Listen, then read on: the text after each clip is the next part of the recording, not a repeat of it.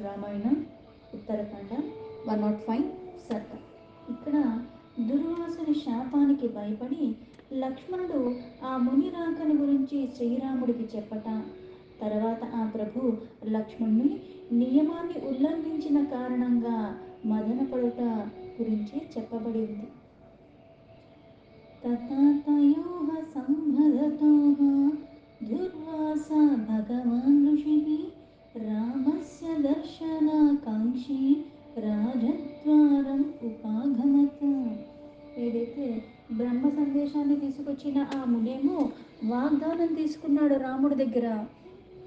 తీసుకుని లోపలికి ఎవరు రాకూడదు, మన ఇద్దరం ఏకాంతంగా మాట్లాడుకోవాలి, ఈ సంభాషణ ఇంకొకరు వినకూడదు, చూడకూడదు, చూసినా వినినా వాళ్ళని వధించాలన్నది శిక్షని నువ్వు ప్రతిజ్ఞ తీసుకుని అమలు పరిస్తే అప్పుడు మనం చర్చించుకుందాం అన్నాడు. దానికి తగ్గట్టుగా రాముడు నిర్ణయం తీసుకుని లక్ష్మణునేమో ద్వారం దగ్గర ఉండమన్నాడు. వాళ్ళిద్దరూ సంభాషించుకున్నారు.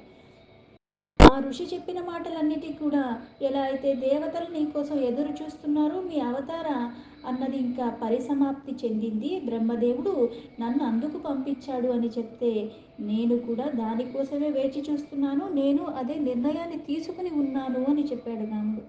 శ్రీరాముడు కాలపురుషులు అట్లా మాట్లాడుకుంటూ ఉండగా పూజ్యుడైన దుర్వాస మహర్షి ఆ రాముణ్ణి దర్శించడానికి వచ్చాడు ఆ రాజద్వారం దగ్గరికి. सोऽभिगम्यातु सौमित्रिम् उवाच ऋषिसत्तमः रामं दर्शयामि शीघ्रं पुराणे अर्थोऽति वर्तते. తర్వాత ఆ ఋషీశ్వరుడు లక్ష్మణ్ణి సమీపించి, అయ్యా త్వరగా నాకు శ్రీరామచంద్రుడి దర్శనాన్ని ఇప్పించు, లేదా నా కార్యానికి భంగం వస్తుంది అని చెప్పాడు. मुनेस्तु भाषितं श्रुत्वा लक्ष्मणः परवीरः अभिवाद्य महात्मानं వాక్యమేతదువాచః. ఆ దుర్వాసముని మాటలు విన్న తర్వాత శత్రు సంహార దక్షుడైన లక్ష్మణుడు, ఇప్పుడు కొన్ని పరిస్థితుల్లో ఎట్లా వస్తుందంటే ఆ పని చేసినా అనర్థం, చెయ్యకపోయినా అనర్థం అన్న క్లిష్ట పరిస్థితులు వస్తూ ఉంటాయి. చెయ్యకుండా నివారించడానికి ప్రయత్నం చేస్తే మళ్ళీ ఇంకోలాగా అవుతూ ఉంటుంది. చెయ్యకుండా ఉందాము అంటే కూడా దానికి మళ్ళీ అలా ఉండలేని స్థితి వస్తూ ఉంటుంది. ఇప్పుడు లక్ష్మణుడు ఎలా అయితే, ఇప్పుడు దుర్వాసముని వచ్చాడు, పైగా నాకు రాముడితో పనుంది, నాకు దర్శనం ఇప్పించు, లేకపోతే నేను తలిచిన కార్యక్రమానికి అది భంగం కలుగుతుంది అని చెప్పాడు. నా పను లేడు, అలా అని పంపను లేడు, అలా అని ఇతను వెళ్ళి మళ్ళీ అక్కడ అడగలేదు. ఎందుకు, ఎవరిని రావద్దని మళ్ళీ చెప్పి పెట్టాడు. కాబట్టి ఇప్పుడు లక్ష్మణుడు ఆ మహాత్ముడికి మళ్ళీ నమస్కరించి ఆ మునితో ఇలా అన్నాడు, పూజ్య మహర్షి నువ్వు వచ్చిన పనేంటి, దేని ప్రయోజనం కోసం వచ్చావని కారణాన్ని అడిగాడు. కిం కార్యం బ్రూహి భగవన్ కోవాత్మః కిం కరోమ్యహం వ్యగ్రోహి రాఘవో బ్రహ్మన్ ముహూర్తం ప్రతిపాల్యతాం. మీరు వచ్చిన పని ఏంటి, మీకు ఏ కార్యం కావాలి, ఇప్పుడు నేను ఏం చెయ్యాలి మీకు చెప్పండి అన్నాడు. ప్రస్తుతము రామచంద్ర ప్రభు చాలా ముఖ్యమైన పనిలో ఉన్నారు, అందుకని కొంచెం ఒక క్షణకాలం వేచి ఉండాలి ఆయన్ని దర్శించటానికి, అందుకని మీ కార్యం ఏంటో చెప్పండి, నేను ఎలా మీకు చెయ్యగలను అని అడిగాడు. తచ్చుత్వా ఋషిశార్దూలః క్రోధేన కలుషీకృతః ఉవాచ లక్ష్మణం వాక్యం నిర్దహన్నివ చక్షుషా. లక్ష్మణుడు యొక్క మాటలు విన్నంతగానే ఆ దుర్వాసమునికి ఎప్పుడు ముక్కు మీద కోపంగా ఉంటుంది. ఆ ఋషి శ్రేష్ఠుడికి ఒక్కసారిగా క్రోధం ఆవేశం వచ్చి ఊగిపోతూ తన చూపులతోనే ఆ లక్ష్మణుడిని దహించేస్తాడేమో అన్నట్టుగా ఒక్కసారి చూశాడు. अस्मिन् क्षणे मां सौमित्रे रामाय प्रतिवेदय अस्मिन् क्षणे मां सौमित्रे నానివేదయసే యధి. ఓ సౌమిత్రి, ఇప్పుడే వెంటనే వెళ్ళి నేను వచ్చానన్న సంగతి శ్రీరాముడికి నివేదించు. నీవు ఇలా గనక చెయ్యకపోతే వ్యవధి ఇంకా ఆగు, అక్కడ ఆయన పనిలో ఉన్నాడు, ఇవన్నీ నాకు చెప్పద్దు. దీనివల్ల నువ్వు గనక నన్ను ఇక్కడే ఆపినా, ఈ విధంగా నువ్వు వెళ్ళి రాముడికి నేను వచ్చిన సంగతి చెప్పకపోయినా సరే మీకు అనర్థాలు దారి తీస్తాయి అన్నాడు. విషయత్వం పురం చైవ శపిష్యే రాఘవం తదా భరతం చైవ సౌమిత్రే యుష్మాకం యాచ సంతతిః నహి శక్ష్యామ్యహం భూయో మన్యుం ధారయితుం హృది. నీవు ఈ విధంగా చెయ్యకపోతే మీ యొక్క కౌసల దేశము అయోధ్యాపురము నిన్ను, రాముణ్ణి, భరతుణ్ణి, అంతేకాదు మీ వంశాన్ని అందరినీ కూడా నేను శపించేస్తాను. నాలోని ఈ కోపావేశాన్ని నేను అణుచుకోలేను. దాన్ని నువ్వు పెరగనివ్వకుండా చెయ్యవలసిన పని చెయ్యి, లేదా ఇది పెరిగిపోతుంది, తర్వాత నేనేమి చేస్తానో నాకే తెలీదు. ఎందుకంటే ఆ క్రోధంలో నేను శపించేస్తాను. పైగా నిన్నే కాదు, ఇప్పుడు తప్పు నువ్వు చేస్తే అది నీకేమన్నా అయ్యిందంటే నేను చేశాను కాబట్టి ఈ తప్పు నేను ఈ శిక్ష అనుభవిస్తాను అని అనుకోవచ్చు. కానీ మనం చేసిన కారణంగా ఆ వంశానికే వస్తుంది. ఇప్పుడు అక్కడికి వెళితే మరణం అన్నది తానొక్కడికే వస్తుంది. ఎందుకంటే చెప్పిన దాన్ని ఉల్లంఘించిన కారణంగా. ఇప్పుడు ఇక్కడి నుంచి వెళ్ళి రాముడికి ఆ సందేశాన్ని ఇవ్వకపోతే ఆ వంశాన్ని మొత్తాన్ని కూడా శపించేస్తాను అన్నాడు.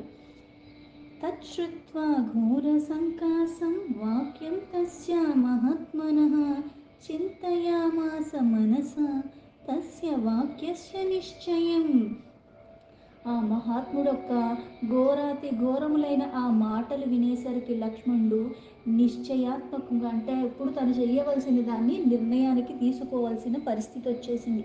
అందుకనే తనలో తానే అప్పుడు ఏం చెయ్యాలి, ఈయన చెప్పేది చూస్తే మన అందరినీ వంశాన్నే శపించేస్తా అంటున్నాడు, ఇప్పుడు కనుక నేను అక్కడికి వెళ్తే నాకే శిక్ష పడుతుంది కదా అని తనలో తానే మదన పడుతూ ఒక నిర్ణయానికి వచ్చి, ఈ సమయంలో రాముడి దగ్గరికి నేను వెళ్ళకపోతే వీళ్ళందరినీ కూడా ఈ ముని శాపానికి గురి చేసిన వాడిని అవుతాను. అదేదో రాముడి దగ్గరికి నేను వెళితే నేను ఒక్కడే కదా వధింపబడతాను, పర్వాలేదు అనుకున్నాడు. అంటే ఇది నాతోనే పోతుంది. ఏకస్య మరణం మేస్తు మా భూత సర్వ వినాశన ఇది బుద్ధ్వా వినిశ్చిత్య రాఘవాయ న్యవేదయత్. నేను గనక వెళ్ళకపోతే ఈ ముని కోపం వల్ల ఈ వంశమంతా కూడా నశించిపోతుంది. అందుకని వంశనాశనం కంటే స్వనాశనం, అంటే నా నాశనం జరిగిపోయినా పర్వాలేదు, నా ఒక్క మరణం వల్ల వీళ్ళందరికీ మేలవుతుంది కాబట్టి ఇంతకన్నా ఇప్పుడు దారి లేదు అన్న నిర్ణయానికి వచ్చి లక్ష్మణుడు వెంటనే రాముడి దగ్గరికి వెళ్ళి దుర్వాస మహర్షి వచ్చారు అన్న రాక గురించి చెప్పాడు.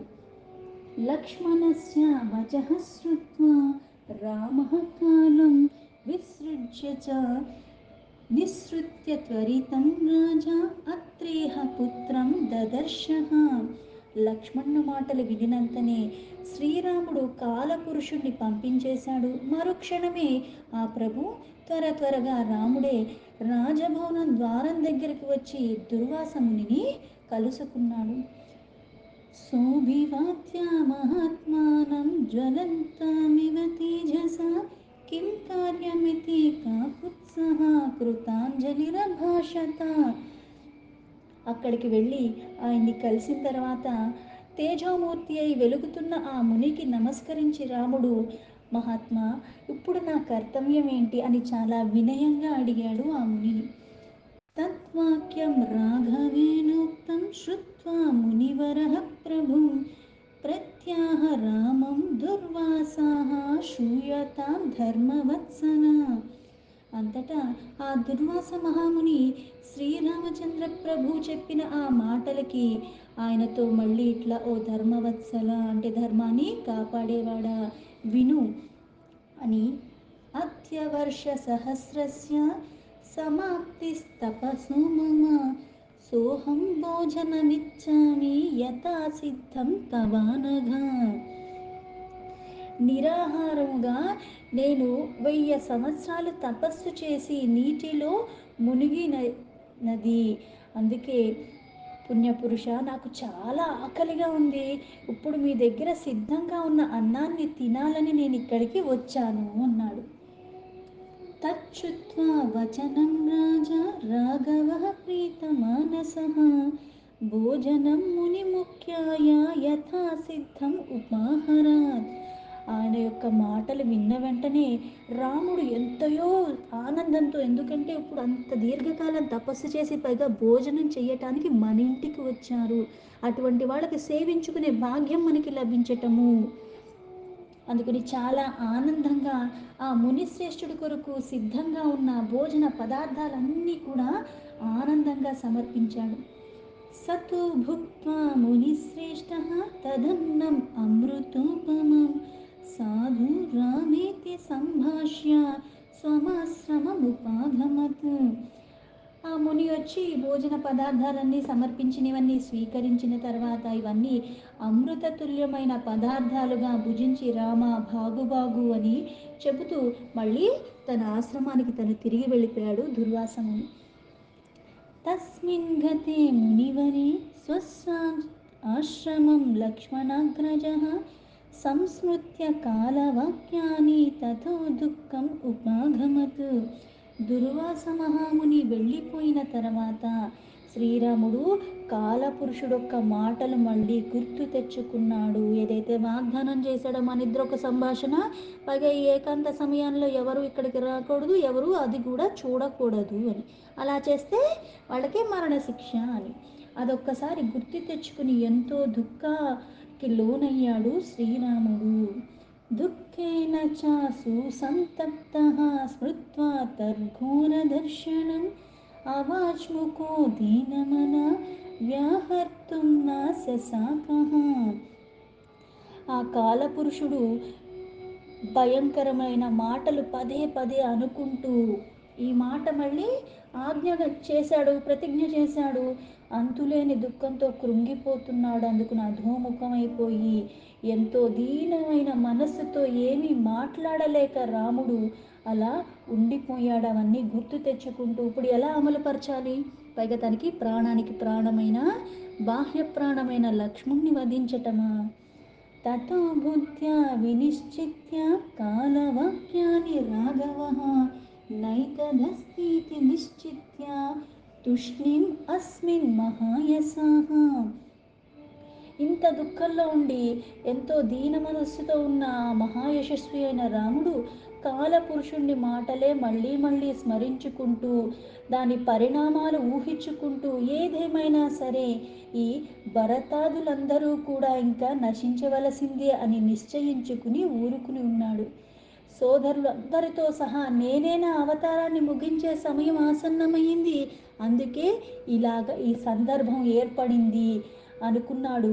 ఆ నిశ్చయించుకుని ఇంకా ఊరుకున్నాడంటే ఇక్కడ లక్ష్మణుడు ఒక్కడనే వధించటం కాదు, ఇక్కడ నలుగురు ఇంకా ఈ అవతారాన్ని పరిసమాప్తి చెందట నలుగురు కలిసి వెళ్ళిపోవటానికే ఇలా ఇది అయ్యింది అనుకుని ఏమీ మాట్లాడకుండా ఊరుకున్నాడు. దీంతో వాల్మీకి మహర్షి విరచితమైన ఆది కావ్యమైన శ్రీమద్ రామాయణంలో ఉత్తరకాండలో 105 సర్గ సంపూర్ణం.